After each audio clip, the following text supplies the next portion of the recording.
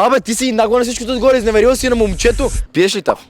Не съм пробвал, но изгледа много яко. Много яко, това е най-добрата напитка на пазара. Искаш ли си спечелиш още един тав? Добре? За да спечелиш още един тав, ще трябва... Имаш ли ти бивша? Да. Колко време бяхте заедно? 2 години някъде. 2 години! Да. Леле, тези връзки са много тегави. Добре, брат, че трябва да звънеш на тази твоя бивша и да й кажеш, че си искаш дрехите обратно. Ще го направиш ли? Да, За тав си заслужава, нали? Как се казва? Мирослава. Мирослава? Да.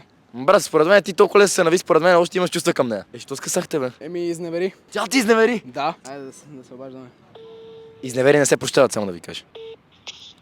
Ало, Ало, сега ли ми върнеш всичките дрехи там, където съм ти дал? всичките дрехи. Да, всички. Аз ги продадох Как така? и ми дадох ги на една втора употреба. Не.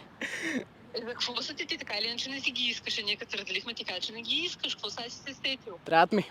Какво ти трябва? Ти си имаш си дрехи. Смисъл, за какво си? Абе, ти си нагло на всичкото отгоре, изневерил си на момчето. Абе, майко, затвари на тази, бе, тази след ти трябва, бе, ще преживееш, бе. Да. Печелиш и според мен още една напитка та в момчето, няма как. Още една напитка, брат, си печелиш и това момиче не ти трябва. Гледай каква е нагла, бе. Изневерява ти, гледай как се държи с тебе нагла, бе. Много нагла. Трябва ли такова момиче според теб? Не, друга.